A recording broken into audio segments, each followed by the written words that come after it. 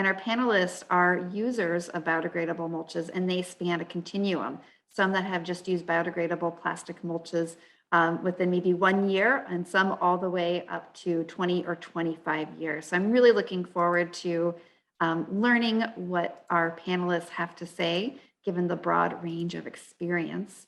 And I will be moderating the panel. And first, what I'd like to do is just call to attention the panelists, and again, thank them. The panelists are here in the interest of time. I will let them introduce themselves in a few minutes. And I also would like to let the panelists know that in order to just maintain organization, the order that you see here is the order by which we'll go answering each question. So Rebecca will go first, followed by Trevor, Bruce, and then lastly, Sandro will go. And Sandro is an Italian grower. He wasn't able to join us today due to time changes, but we have pre-recorded his answers.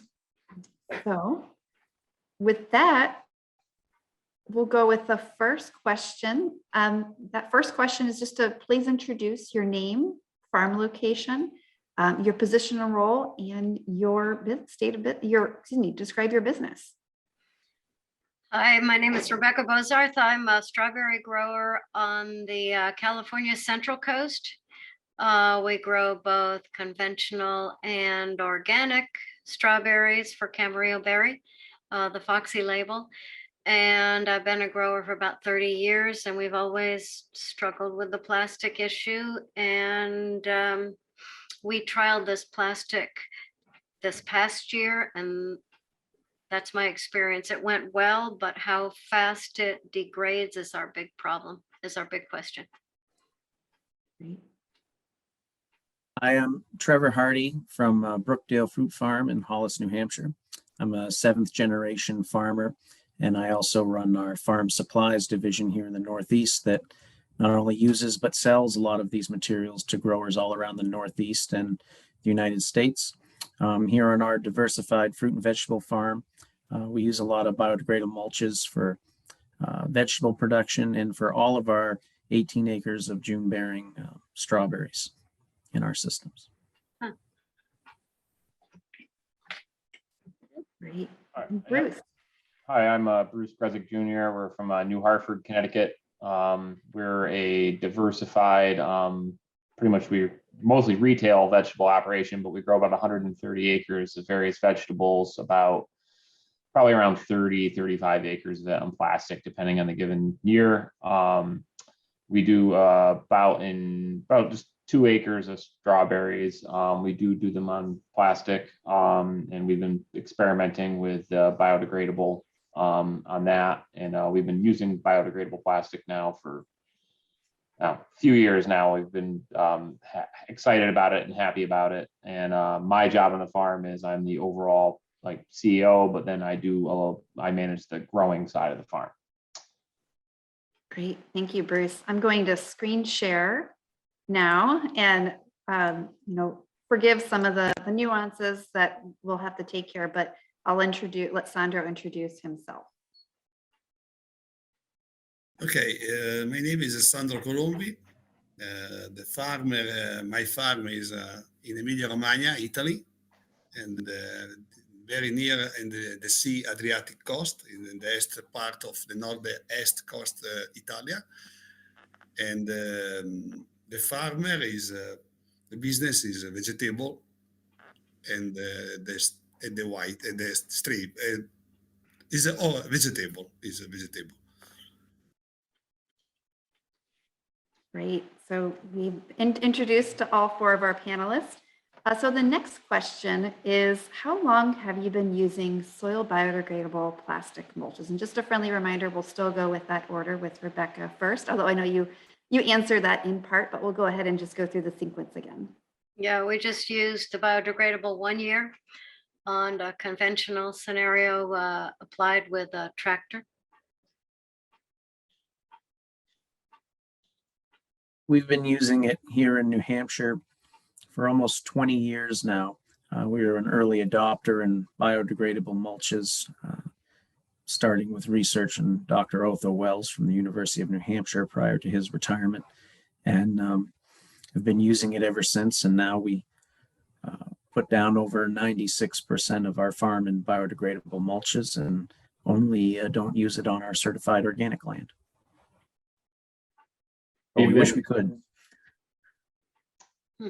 We've been using it now for, my guess is 7 or 8 years. We first trialed it on particularly there was one crop, Brussels sprouts was always annoying because they went so late in the season. It was very hard for us to clean up the plastic at the end of the season. And that's what led us to trial it. And we kind of fell in love. And now we are 100% biodegradable in what we use, other than a few scraps of non-biodegradable that we're trying to use up. The Matter B, I started when the name is Animont. It is more or less 20, 25 years ago. I step by step, now I use the Matter B from 2008, it is. It's very enthusiastic because the part of the farmer is in biologic cultivation. And they use a lot from the principle for watermelon and melon and tomato, for processing tomatoes. So It's very long time. It's very long time. I have all the growth, the evolution of the material in my farm. that is a. So the next question is, what led you to try to use biodegradable plastic mulches? And if you have used them for multiple years, as some of you have fallen into that category, can you elaborate why you continue to use them? And if you plan to discontinue biodegradable mulches, please share why you made that decision. Well, this was our first year, but we have been farming in fields that were littered with plastic from previous growers' attempts to use what was supposed to be a biodegradable plastic, which wasn't probably. So we were a little bit worried about how difficult it would be to use, and it was not difficult to use, which is great, but this was only our first year using it. At our farm, we've been using it for a very long time. And the primary reason we chose to start working with biodegradable mulches back then had to do with labor constraints. So we're a diversified fruit and vegetable farm, and our primary crop being apples. And we're quite distinguished for that, being apple grower of the year this past year, which is kind of nice. But we never have enough available labor to clean up our fields in time to get the cover crop out. And we have a high focus on soil health on our farm. So the primary reason we started switching to biodegradable mulches was the labor savings, and just drip tape removal compared to drip tape with plastic allowed us to remove and put fields to bed in an appropriate time frame, such that cover crops could be put out and soil health could be rejuvenated and taken advantage of with diversified cover crops. So that was our primary reason, and it's led us down the path through some innovation and new equipment now that we're using in conjunction with biodegradable mulches to make it easier, like reverse rototiller stone barriers that we now distribute and use from Farigo, which really help with the fracturing of Bio 360 to help it break down in the organic environments with diversified cover crops. So a lot of similar stuff for us. The expense and time constraint of cleaning up every year with the non-biodegradable plastic was always a killer, and it seemed like every season we'd get pushed back later and later, just due to a lot of it, just due to us kind of diversifying and planting more stuff. So the longer we went into the season, the less time we had to do a proper cleanup. And a lot of times when you'd have later fields that run into the next season, and then you found yourself wasting planting time in the spring cleaning up plastic. So we were kind of desperate for a choice. We had also heard some horror stories of people who had dealt with previous products that probably weren't really biodegradable. And so we were a little hesitant. So the first year we tried 2 rolls, and I did them side by side with 2 rolls of regular plastic and 2 rolls of biodegradable on my Brussels sprout crop, and was able to kind of compare them side by side. And it was about, I don't know, it was pretty quick. We made our decision. We're like, wow, this is a really good thing. And we started quickly adapting it a little bit more and a little bit more until it took over. Because use because try the plastic for me it's not the try use because the problem in the farm now is the employed use the plastic because they not use the recyclage of the material and very fast. I have it is for the biologic grower is the first problem is the plastic. Second, now the matching plastic biologic is not is the first step for the grower. I use it because it's very simple, and not have the problem is nothing. I tell a long time the people told me about the cost is very complicated for use. It's not complicated. The cost is okay. It's not it's the same of the plastic because you have the bill when you use the plastic is very complicated. The cost is very high. And for the mulching, the biologic is very simple for destroyed. Now in Italy, the cost of the employed and to tie also the employed is very complicated, and the machine for harvest the plastic, for harvest the happening the plastic is very dangerous. It's very complicated. The operation for me for the recyclage of the plastic is very, very, very difficult. It's too much hard, and it is it's not possible to be continued. They use the normal plastic. Right. I just want to kind of clarify in case it was hard to understand. So he highlighted it works well for biological farming, which is like their level of organic in Italy. And then also mentioned that there was challenges and hazards associated with retrieving or removing plastic film. So that was another reason why Sandro elaborated to switch over to biodegradable.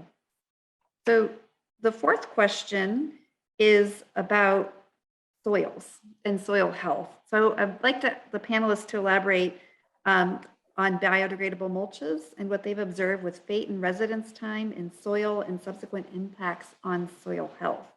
So can you describe what you've observed with regards to in-soil degradation of biodegradable mulches and how soil health might have been impacted in your soils?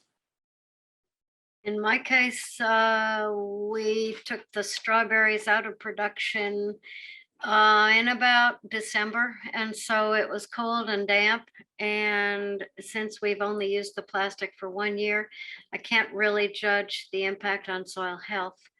We're looking at the amount of the size of the plastic pieces that are being left behind currently, and soil health will be something we're looking to understand as we go. The big change in soil health and condition here in the Northeast when we started using biodegradable mulches 20 years ago was it going to work? And why we started it on our farm before I started carrying it to distribute to other folks. One of our partners to the north in Canada, Dubois, who actually makes Bio 360 with Matterbee and Dan Martins from Novamont through PolyExpert, they gave me a couple rolls as we did business before and said, try it.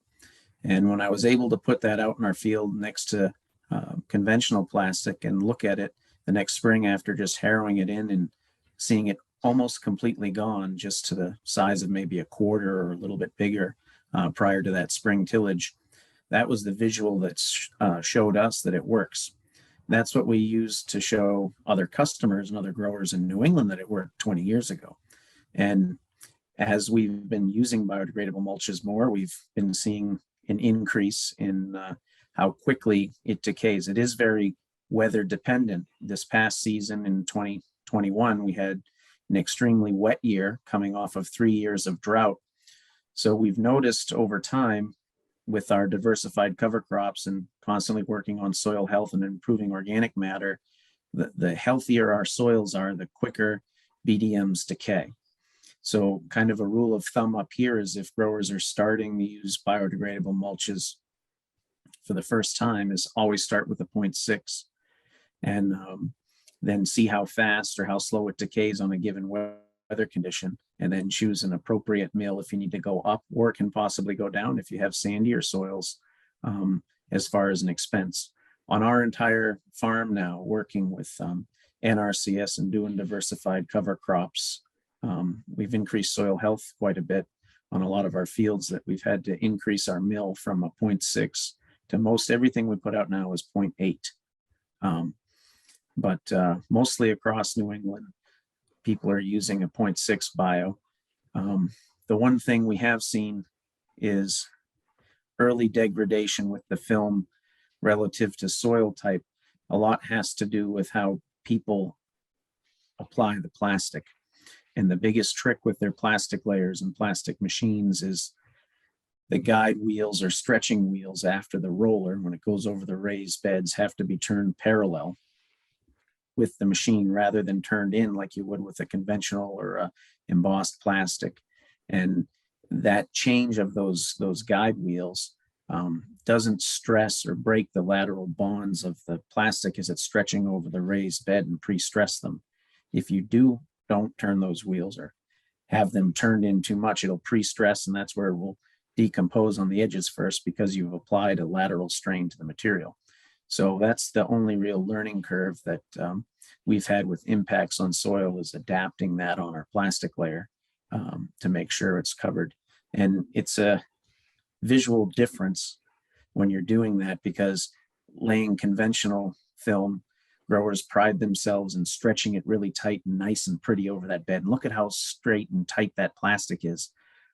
With bio, it'll almost look loose, and we want it to shrink or form to the raised bed over time with the weather after the first day you've laid it.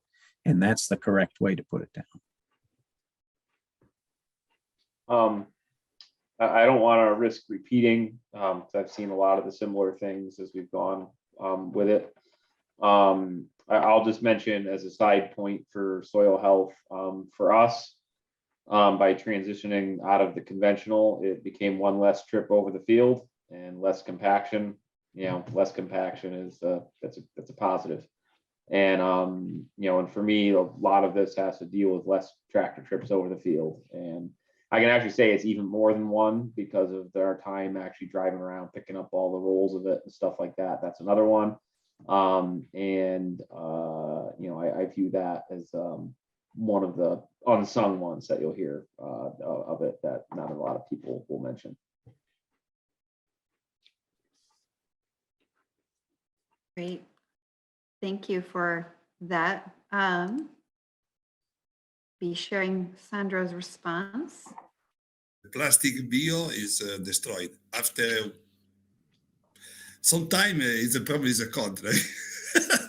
Because you use the plastic very, for example, for me, in the tomato is okay. For the watermelon, sometime or the squash. The squash normally, I prefer material very long, because when you harvest the squash is the big squash, not the summer squash. The squash, Italian squash, is very big courgette. I don't know. When I harvest, normally the plastic is completely destroyed. There are some problems about the weight. For the watermelon, it's fantastic. And not remain nothing. I don't try. You tried some part of the plastic, the bioplastic in the farm. After the first after the last the first elaboration, the farm, the field, but after 2 weeks it's completely destroyed. Now I start with Novamont, the analyzer, the plastic in my nanoplastic in my farm. I wait the answer, but I am sure it's not nothing. For me, it's not remain nothing. Great. Well, that's really reassuring to hear. No, but it's only, it is the only mentality.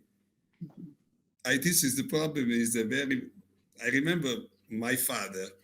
Sorry, when I speak the first time, I use the plastic biologic, and my father tell me, "You are crazy because this is not plastic. This is a paper." I remember the discussion, and my father, this is very bad. Next year, you destroy the farm. There are a lot of plastic in the farm. After 2 years, my father changed completely mentality. But this is the problem of the information. You need the information, the grower, you need the information because the plastic is destroyed completely destroyed. Probably there are some competitors because 3-4 years ago, I tried another mat in Italy. Is the name. I'm gonna stop him there just because he mentions a specific product name, and I don't want to him to mention that product name just because it was a oxo-degradable product that he had some poor experience with, but I just didn't want to necessarily do that in this venue. But do be wary if you're looking at trying biodegradable plastic mulches to avoid the oxo and photodegradables. So the next question is about cost. So building on the economic presentation, biodegradable plastic mulches, they do have a higher initial cost relative to polyethylene mulch, which is a big concern for a lot of growers. We're working on tight margins. Can you describe how adoption of soil biodegradable plastic mulches has or may impact the economics of your farming operation?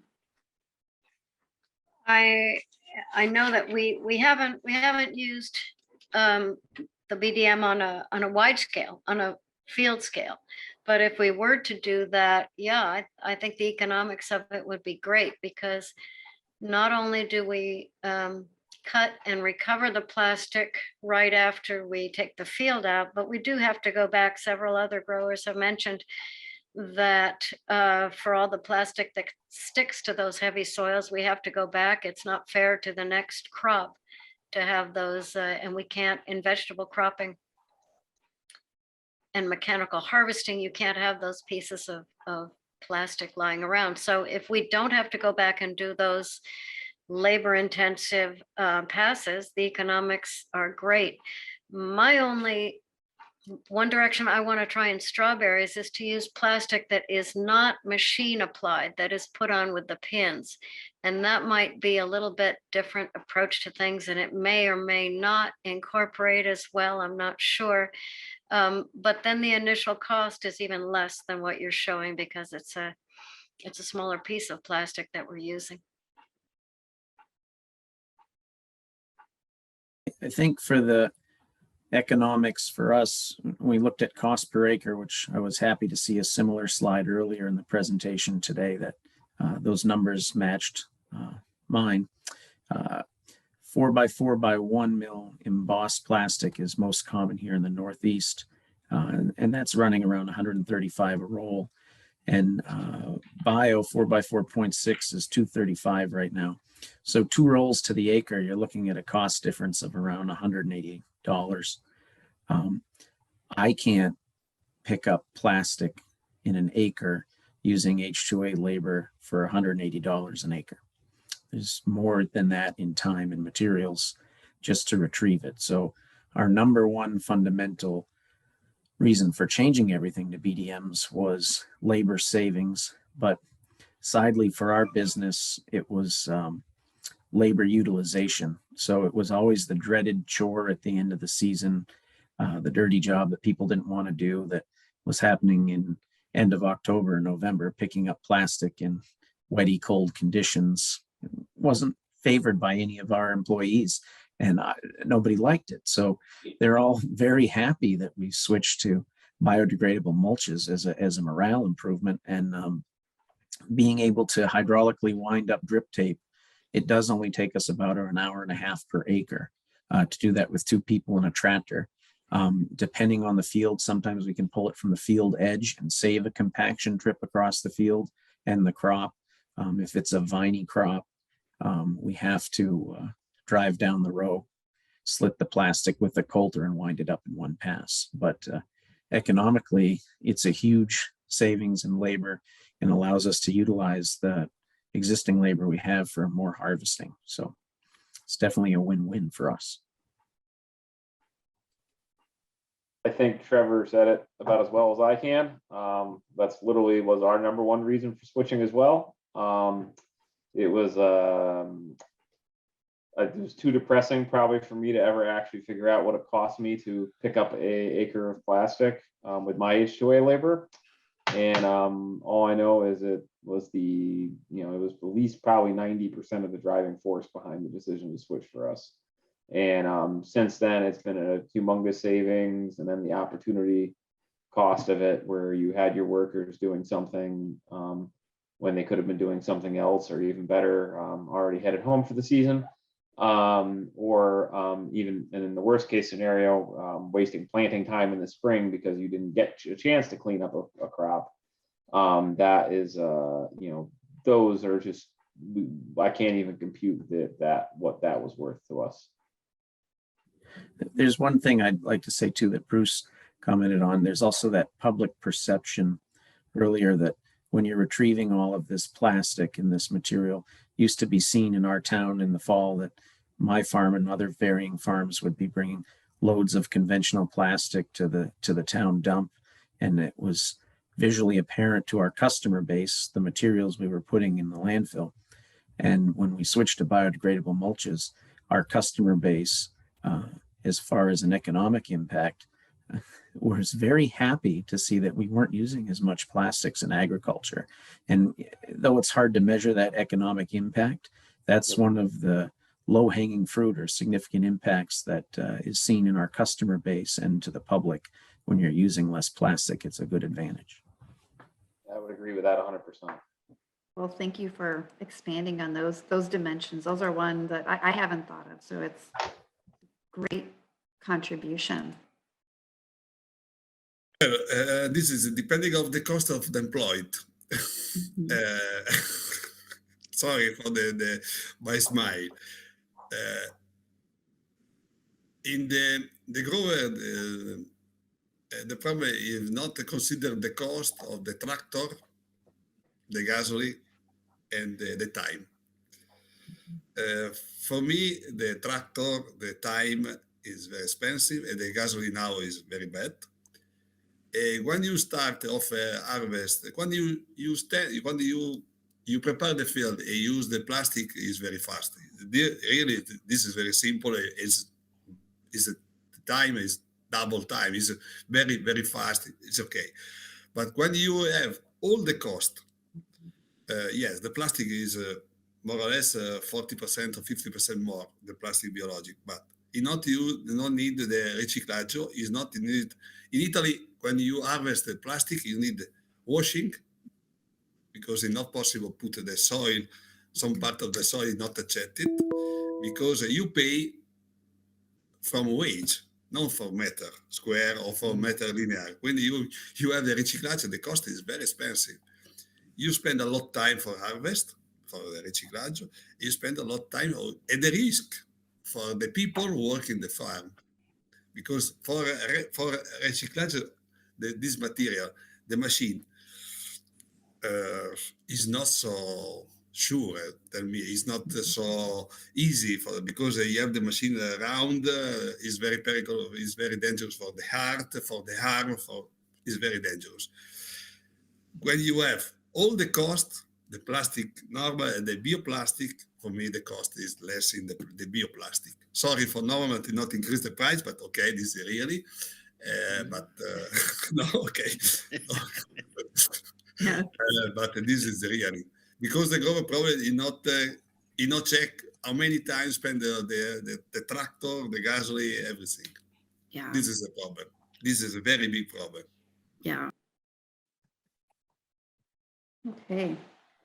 All right. And our very last question is, it's probably going to vary based on the continuum of experiences that we have with biodegradable plastic mulches. But the question is, for someone new to biodegradable plastic mulches in the agricultural industry, I asked the panelists, what recommendations would you pass on to them? At this point, would you recommend biodegradable plastics? Why or why not would you make that recommendation? And if you would recommend them, what advice would you share to help them out as their first experience with soil biodegradable plastic mulches? I would definitely recommend it. but I would say plan on using it in a field where you're going to be able to take it out earlier than we kept harvesting late into the season, and that wasn't cleaning the field up under ideal conditions, either for the drip tape that we had to take out, or for what we do is we disc the field twice before the vegetable grower gets it. And I'd like to experiment with other ways of breaking up that plastic after we take the crop out so that it will be incorporated into the soil under better conditions, because that is so far our only worry, that if we have large pieces of plastic for the grower that we rotate with, that has to contend with, that won't work very well. If we were going behind the strawberry crop with a cover crop, that would be quite different. That would work. But if we go straight into a rotational crop of vegetables, we'll need to break down the plastic a little better. So you just have to look ahead 1 or 2 steps and plan the use of your biodegradable field that way, I think. What we instruct new growers that are using it the first time is to start small. Don't switch the whole farm the first year. And when they're trying biodegradable mulches for the first time and you're going out there to lay plastic, expect that it's going to take a little bit longer.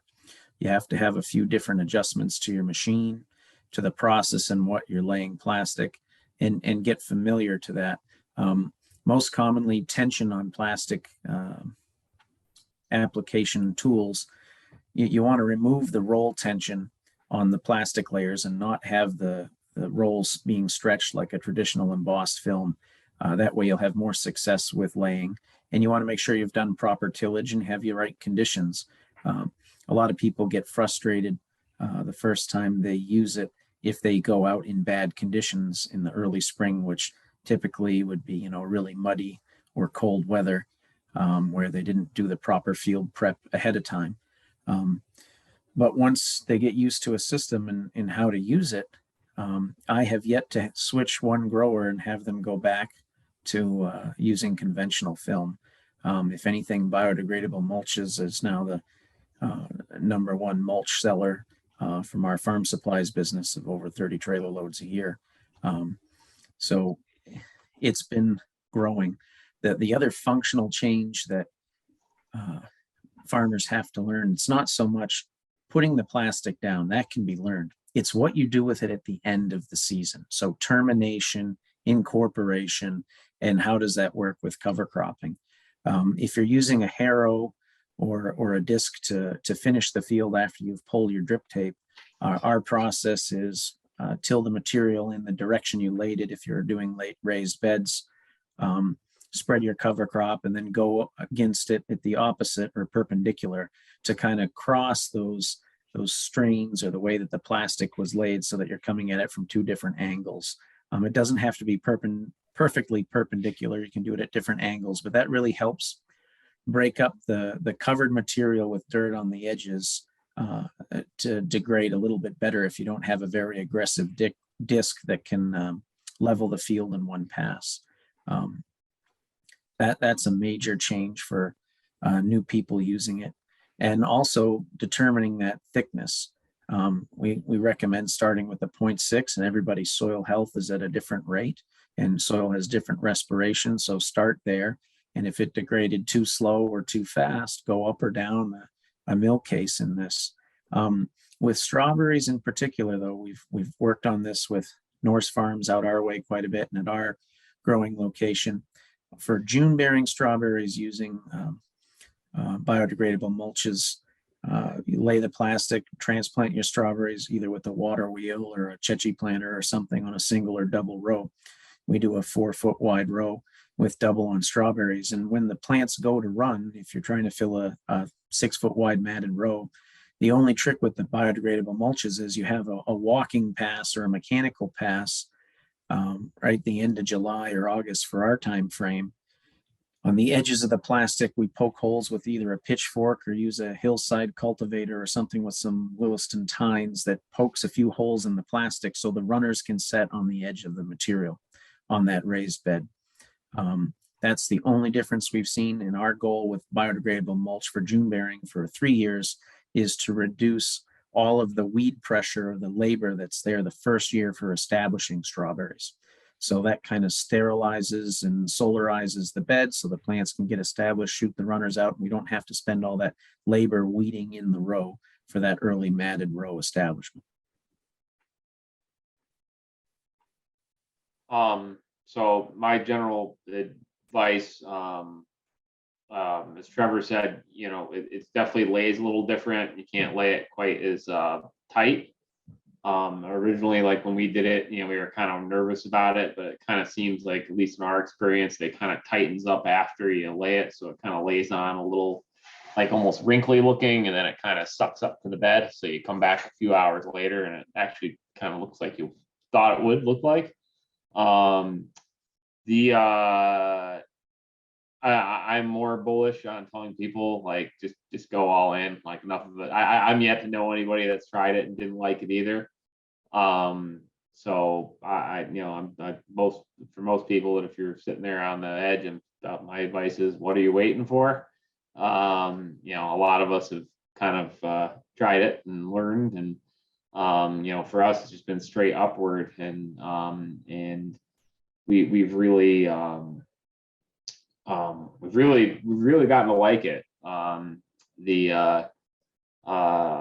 The only product that's this is a little different. The only one I've struggled with is we do some corn under early plastic, like a clear plastic, and I've tried the biodegradable options of that, and it hasn't worked for me in my system. And a lot of it has to do with, it doesn't quite break as down as quick as they kind of said it would, so we still have to go cut it. But then the residue actually covers the weeds. It gives a shelter for weeds from your post-emergent application of herbicide. So I've been experimenting, and I'm not 100% done experimenting with it yet, because I still hope there's hope for it. But it's that's been the only one I've struggled with. Other than that, is like for normal regular application of like what you're planting into, I'm yet to find the application where it hasn't proved to be better. For me, it's too much. It's very easy. I don't have a lot of recommendation. I have my friends now. You start from 100 hectares of the watermelon, and 3 years ago he not used nothing plastic, nothing, because told me, Sandro, is very complicated, because I have the machine, I have the soil very hard, I have a lot of clay, the soil clay. Tell me why? No, you try 100 kilo. Now use 100 hectare. Mm-hmm. And not change nothing, no machine, nothing. You change only the spend more time for preparation of the field. This is the only recommendation. This for me, stop, finish. No, it's not more.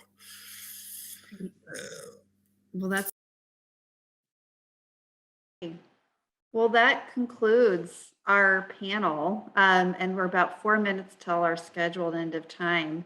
So that gives me plenty of time to, you know, first thank our speakers, but you know, also thank our panelists. I learned so much, not just 1 or 2 things, but so much anytime I hear growers speak about their experiences, whether it be their first year and the thoughts and the reflections they're having after their first year, all the way through 20 or 25 years. So, you know, Rebecca, Trevor, and also congratulations, Trevor, on Apple Grower of the Year, Bruce, and then Sandro. Really thank you for taking time out of your busy schedules to tell us about your experiences with soil biodegradable plastic mulches. Great.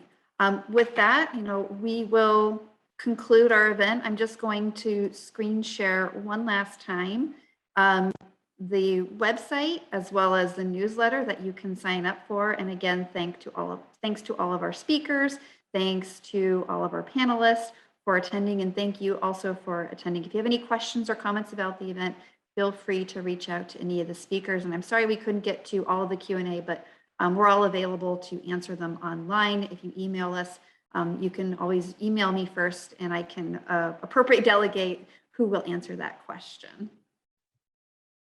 Thank you, Lisa. Thank you, Rebecca and Trevor and Bruce. I hope you all also were able to learn from this as well, even though you've got wide amount of farming experience and biodegradable plastic experience. Thank you, everyone. Take care and thank you again.